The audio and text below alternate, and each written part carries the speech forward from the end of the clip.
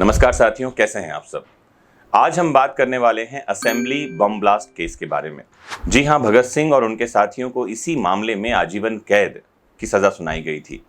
कैसे की थी तैयारी इन्होंने, क्या कुछ हुआ था उस दिन, क्या था असेंबली बम ब्लास्ट मामला, कैसे की गई थी तैयारी, क्या हुआ था ट्रायल में और किसने की थी भगत सिंह की पैरवी। आज के इस लेक्चर में इस बारे में डिटेल में बात करेंगे। जुड़े रहना लास्ट तक, क्योंकि मैं कुछ ऐसे फैक्ट्स आपको बताने वाला हूं, यकीन मानिए, जो इससे पहले आपको नहीं पता थे। तो उस जमाने में जो काउंसिल हाउस था, जिसे आज संसद भवन कहा जा रहा है, दिल्ली की शानदार इमारतों में शुमार की जाती रही थी, अभी भी की जाती है। काउंसिल हाउस में सेफ्टी बिल पेश होने वाला था।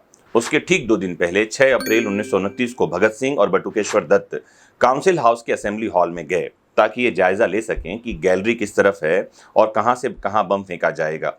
वे सुनिश्चित करना चाहते थे कि उनके द्वारा फेंके गए बम से किसी को नुकसान न हो। हालांकि ट्रेड डिस्प्यूट बिल पास किया जा चुका था, जिसमें मजदूरों द्वारा की जाने वाली हर तरह की हड़ताल पर पाबंदी लगा दी गई थी। लेकिन पब्लिक सेफ्टी बिल पर अध्यक्ष विट्ठल भाई पटेल ने अभी तक अपना फैसला नहीं सुनाया था। इस बिल में सरकार को संदिग्धों को बिना मुकदमा चलाए हिरासत में रखने का अधिकार दिया जाना था। ये ठीक आज के रासुका की तरह है या यूएपीए कानून की तरह है, जहां पर में संदिग्धों को सीधे ही गिरफ्तार किया जा सकता है, या वर्तमान में जो सीआरपीसी में प्रिवेंटिव डिटेंशन के जो मामले हैं, जहां अपराध करने से पहले ही किसी को गिरफ्तार किया जा सकता है। ऐसा कुछ ये कानून था जो लाया जाने वाला था और लागू किया जाना था। 8 अप्रैल को सदन की कार्यवाही शुरू होने से कुछ मिनट पहले 11 बजे भगत सिंह और बटुकेश्वर दत्त बिना किसी का ध्यान आकर्षित किए हुए काउंसिल हॉल में प्रवेश कर गए।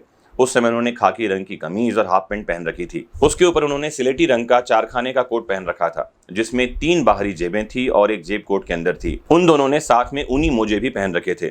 भगत सिंह ने एक विदेशी फ्लैट हैट लगाई हुई थी। इसका उद्देश्य था कि भगत सिंह की ऊंची कदकाठी और सुंदर व्यक्तित्व की वजह से कहीं उन्हें कोई पहचान न ले। इस फ्लैट हैट को लाहौर की एक दुकान से खरीदा गया था। सदन का एक भारतीय सदस्य उन्हें गेट पर पास देकर गायब हो गया।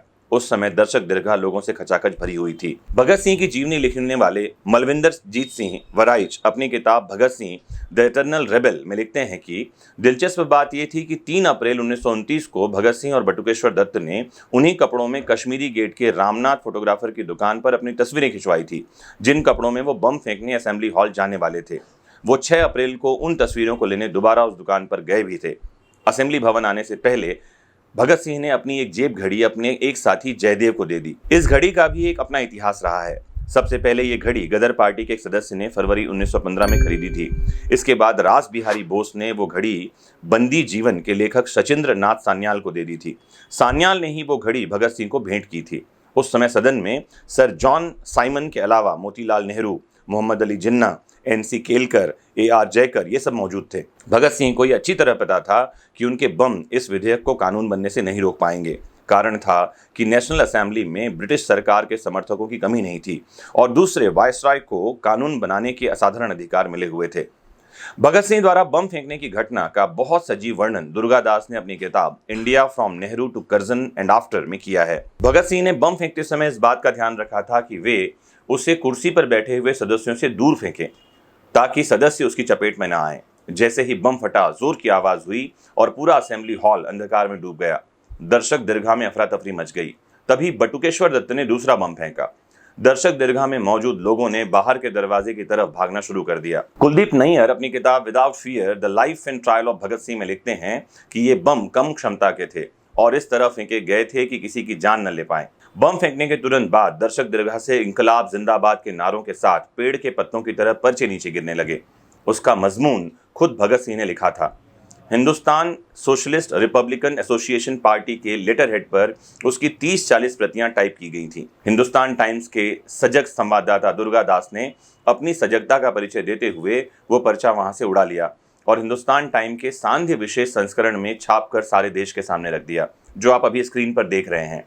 इस पर्चे का पहला शब्द था नोटिस। उसमें फ्रेंच शहीद अगस्त वैला का उद्धरण किया गया था। जैसा कि आपको दिखाई पड़ रहा है कि बहरे कानों को सुनाने के लिए धमाकों की जरूरत पड़ती है। अंत में कमांडर इन चीफ बलराज का नाम दिया गया था। जैसे ही बम का धुआं छटा, असेंबली के सदस्य अपनी अपनी सीटों पर लौटने लगे। दर्शक दीर्घा में बैठे हुए भगत सिंह और बटुकेश्वर दत्त ने भागने की कोशिश नहीं की। जैसा कि उनकी पार्टी ने पहले से तय कर रखा था, वो अपनी जगह पर ही खड़े रहे। वहां मौजूद पुलिसकर्मी इस डर से उनके पास नहीं गए कि उनके पास हथियार होंगे। भगत सिंह ने अपनी ऑटोमेटिक पिस्तौल सरेंडर कर दी, जिससे उन्होंने साउंडर्स को गोलियां मारी थी। उन्हें यह अच्छी तरह पता था कि यह पिस्तौल साउंडर्स हत्याकांड में उनके शामिल होने का सबूत था। दोनों को अलग अलग पुलिस थानों में ले जाया गया। भगत सिंह को मुख्य कोतवाली और बटुकेश्वर दत्त को चांदनी चौक थाने में, ताकि दोनों से अलग अलग पूछताछ की जा सके। वाइसराय ने एक वक्तव्य जारी किया और कहा कि दोनों आक्रमणकारियों ने किसी की हत्या नहीं की है। उन्होंने ये भी माना कि अगर ये दोनों चाहते तो कहर बरपा सकते थे। उनका निशाना था बस सेंट्रल असेंबली। उस समय प्रगतिवादी समझे जाने वाले कांग्रेस नेता चमन लाल ने सबसे पहले भगत सिंह के कारनामे की निंदा की थी। उन्होंने कहा था कि बम फेंकना एक पागलपन है। आपको बता दूं कि जैसे जैसे भगत सिंह के खिलाफ जांच बढ़ती गई, अंग्रेजों का ये शक पुख्ता होता चला गया कि भगत सिंह ही साउंडर्स मर्डर केस में भी भागीदार थे। ये बात साफ होती चली गई कि पर्चों और पोस्टरों की इबारत भगत सिंह ने हाथ से लिखी थी। ये सही भी था, दोनों को भगत सिंह ने अपने हाथों से लिखा था। भगत सिंह पर भारतीय दंड संहिता की धारा 307 के अंतर्गत हत्या के प्रयास का मुकदमा चलाया गया और आसफ अली नाम के वकील ने भगत सिंह का मुकदमा लड़ा था। आसफ अली के साथ अपनी पहली मुलाकात में भगत सिंह ने उनसे कहा था कि वो चमन लाल को बता दें कि वो पागल नहीं है। हम सिर्फ इस बात का दावा करते हैं कि हम इतिहास और अपने देश की परिस्थितियों और उसकी आकांक्षाओं के गंभीर विद्यार्थी हैं। इस कारनामे से भगत सिंह और बटुकेश्वर दत्त भारतीय युवाओं के हीरो बन गए थे। उनका जन समर्थन इतना बढ़ा कि अंग्रेज सरकार ने जेल में ही अदालत लगाने का फैसला लिया। ये जेल उस भवन में हुआ करती थी जहां इस समय दिल्ली में मौलाना आजाद मेडिकल कॉलेज है। इस मुकदमे में अंग्रेजों के वकील थे राय बहादुर सूर्यनारायण। मुकदमे के जज थे एडिशनल मैजिस्ट्रेट पी.बी. पुल। मुकदमे के दौरान भगत सिंह के माता पिता भी मौजूद रहे। जब भगत सिंह को पहली बार अदालत में लाया गया तो उन्होंने मुट्ठियां भींचकर अपने हाथ ऊपर करते हुए कहा था, इंकलाब जिंदाबाद। इसके बाद ही मजिस्ट्रेट ने आदेश दिया कि दोनों को हथकड़ियां लगा दिया जाए और दोनों ने इसका कोई विरोध नहीं किया। आपको बता दूं कि सेशंस कोर्ट में जब मामले का ट्रायल चल रहा था तो भगत सिंह ने कहा कि अपने बचाव में दलीलें वो खुद पेश करेंगे। सोचिए 23 साल का एक नौजवान कितना बुद्धिमान और साहसी और कॉन्फिडेंस से भरा होगा, जिसने कहा कि मैं खुद अपनी दलीलें दूंगा। भगत सिंह को अंग्रेज जज ने जब पूछा तो भगत सिंह ने कहा था कि हमारा मोटिव देखिए, हमारा मोटिव किसी को जान से मारना नहीं था, हमारा मोटिव तो सिर्फ बहरी सरकार को सुनाना था। अगर हमारा मोटिव, हमारा हेतु, हमारा उद्देश्य किसी को जान से मारना होता तो हम बम लोगों के ऊपर फेंकते। और साथ ही भगत सिंह ने यह भी कहा था कि हम इससे ज्यादा मजबूत बम बनाना जानते हैं। जो जज वहां बैठे थे उन्होंने कहा ऑब्जेक्ट और मोटिव, अपराध का जो हेतु है या उद्देश्य है वो अपराध का आवश्यक तत्व नहीं है। It is not an essential element of crime, ऐसा वो कहते हैं। और भगत सिंह कहते हैं कि अगर मोटिव को निकाल दिया जाए तो वो कहते हैं आपका जो हैंगमैन यानी जल्लाद लोगों को फांसी दे रहा है वो भी हत्यारा है, क्योंकि उसका मोटिव क्या है? उसका मोटिव है कोर्ट के आदेश का पालन करना।